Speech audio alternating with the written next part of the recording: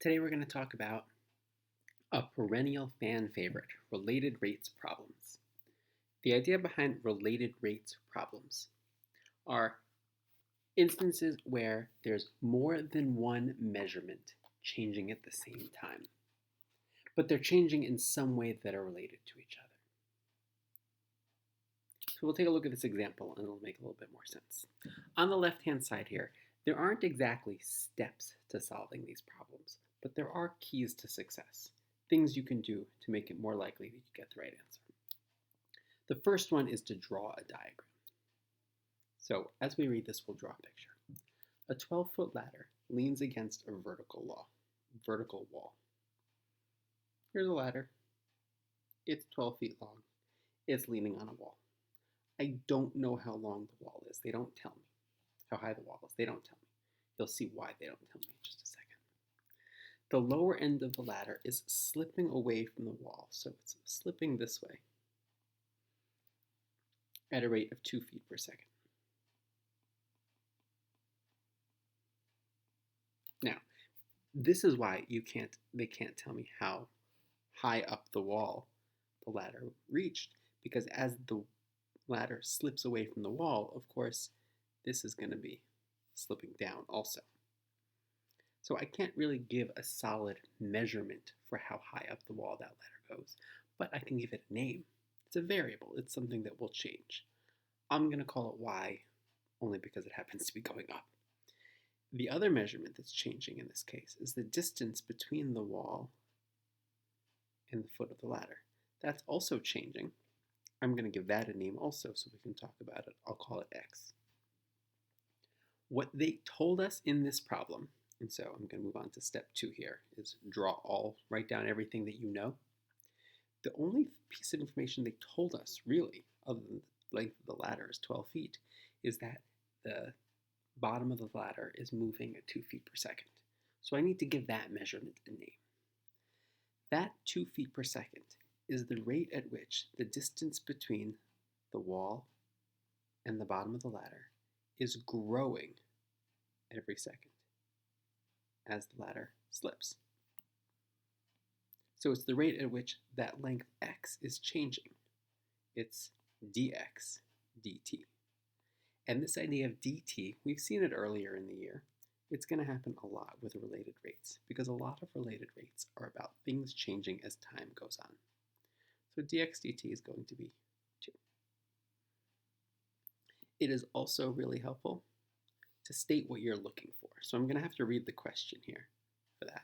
How fast is the top of the ladder coming down the wall? Well, we're looking for the speed at which the ladder, that height y is changing. So we're looking for dy dt. But dy dt isn't quite enough here. They want to know at the instant that the ladder is 6 feet above the ground, or the top of the ladder is 6 feet above the ground. So they want to know dy dt evaluated at y equals 6. That's what we're looking for. It is very helpful to write that down early. Okay. The next thing we're going to do is relate the two variables together. There has to be some connection between the different variables in the problem, the one whose rate of change they gave us and the one whose rate of change we're looking for. Sometimes it's a really easy equation. And you know what? This one, it's not so hard. This is a right triangle. So a lot of you probably remember what's going to happen. We'll write the Pythagorean Theorem. X squared plus y squared equals 12 squared. And if we're talking about dy dt and dx dt, what that means is we're going to need to differentiate both sides. We're going to take the derivative of both sides in respect to time. So we're going to take d dt of both sides. This is implicit differentiation, same thing we learned about in the last lesson. So d dt of both sides, x squared as a power. But notice here that we're taking the derivative of something with an x in respect to t, a completely different variable. That makes x squared a chain. It is an x inside of a power So when we take its derivative in respect to time, we're going to need to multiply it by dx dt. And we're going to have to do the same thing for the y squared, 2y times dy dt.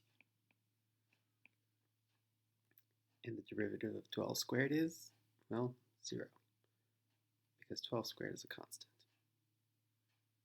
The latter isn't changing in length, so there is no dl dt. The latter is not changing. So keep in mind our job here is to solve for dy dt, so we'll get it by itself. One thing that you want to be on the lookout for is times when you can just make your life easier, just divide everything by 2.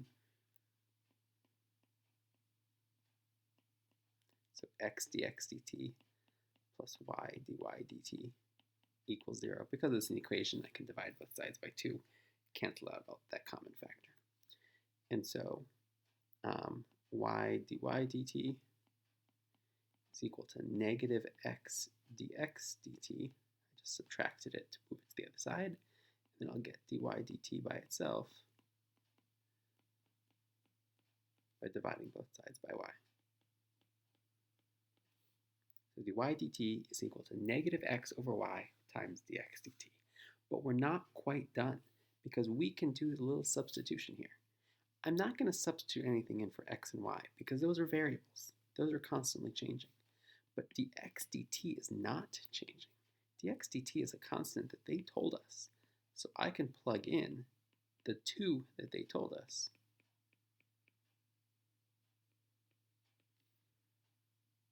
And dy dt is negative 2x over y.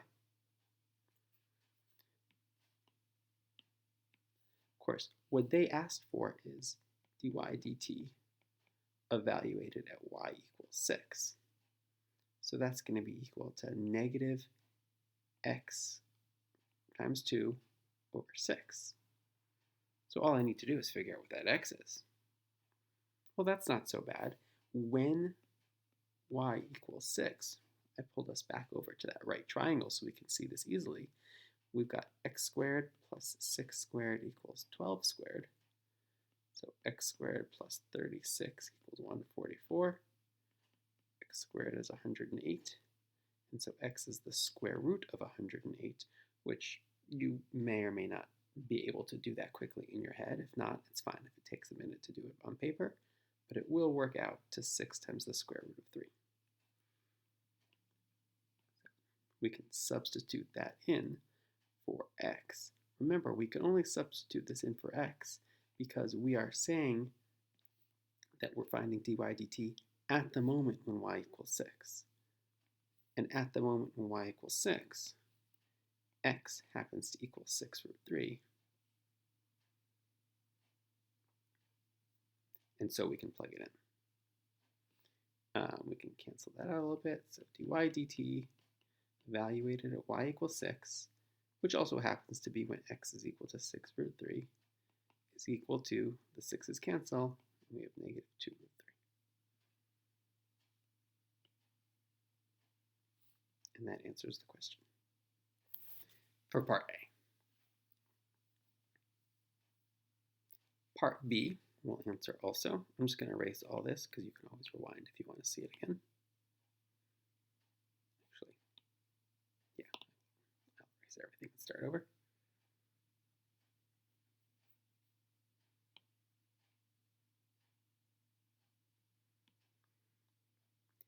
And we're going to talk about the same diagram, so I'll just put that back up here.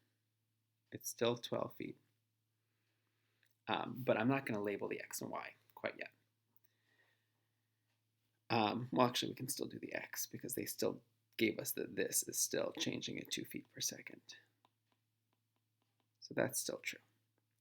But then question B here, a little bit different. It asked us, how fast is the angle of elevation of the ladder changing at that same instant? So that angle is this angle in here, call it angle A. And so what we need now is a completely different equation that relates the angle that we're talking about to the other measurement that's important to us here, that x.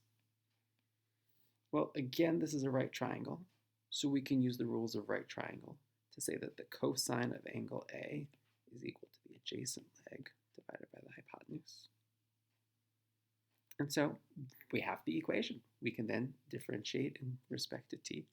So we'll take d dt of both sides. When you're doing these problems, it is okay if you do not write the d dt on both sides. Sometimes that does make things a little bit messy. And in the next line, it should be clear that that's what you've done. So I will take the derivative in respect to t of cosine of a, which is negative sine of a. But again, since a is a different variable from what we're taking the derivative in respect to, the chain rule means we need to multiply by dA dt. And on the other side, the derivative of x over 12 is just 1/12 times dx dt.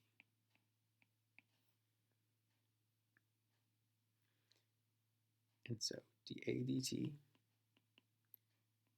is equal to 1/12 times, remember they told us that dx dt was 2, divided by negative sine of a, which is kind of a weird way to write it. I'm going to write this as negative 1 over 6 times the sine of a. I just reduce the fraction and put it all into one fraction together. Remember what they're asking us for.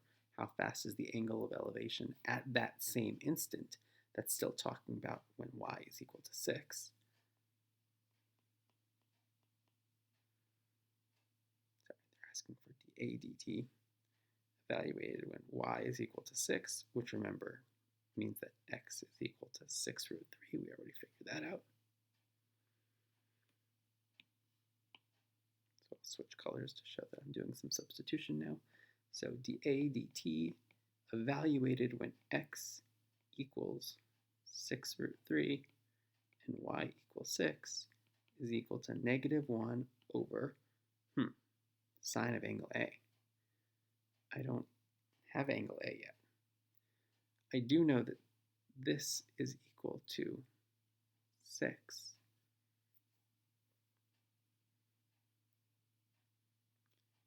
And the sine of angle A is just the opposite over the hypotenuse. So all I need to put here is the 6 over 12. I don't need to find out what angle A is, because all I care about is what its sine is. And then I can reduce that. The 6 over 12 is 1/2, so this is negative 1/3. So that angle of elevation is decreasing at negative 1/3. What are the units of measure to this one?